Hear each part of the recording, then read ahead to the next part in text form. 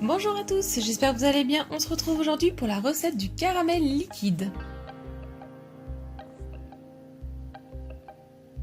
Il vous faudra 5 cl d'eau froide, 5 cl d'eau chaude, 150 g de sucre et une demi-cuillère à soupe de jus de citron. Dans une casserole, de préférence qui a un fond épais, je viens verser la totalité de mon sucre en poudre. J'y ajoute mes 5 cl d'eau froide, mon jus de citron. Avec la spatule, je mélange un tout petit peu pour dissoudre le sucre dedans. Si vous en avez mis un peu trop sur les rebords, avec l'aide d'un pinceau mouillé, vous venez nettoyer le bord. Je viens mettre sur feu fort et donc on va tout mettre à ébullition. Donc là, on ne touche plus, on ne mélange absolument plus.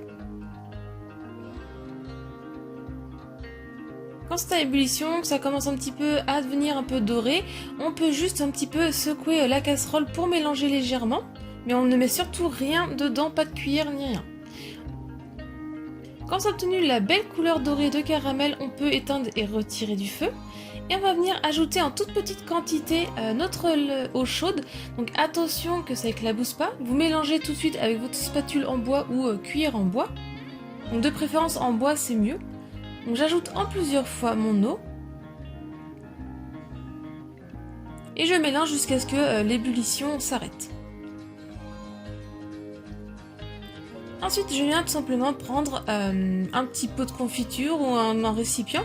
Je verse mon caramel liquide dedans.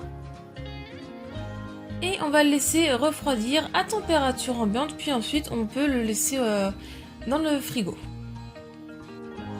Voilà, votre caramel liquide et qui va rester liquide est prêt.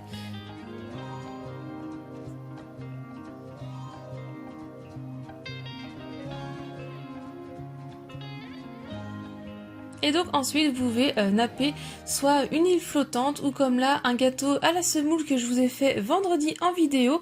Et pour l'île flottante j'avais fait aussi la recette, je vous mets tout ça, les liens dans la barre d'infos.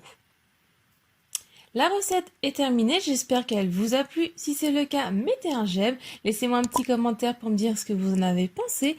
Si ce n'est pas encore fait, pensez à vous abonner pour voir mes prochaines recettes et aussi activer la petite cloche. Venez aussi me rejoindre sur mes réseaux sociaux et si vous voulez voir d'autres recettes, je vous laisse cliquer sur le côté. Et moi je vous dis à très vite, bye!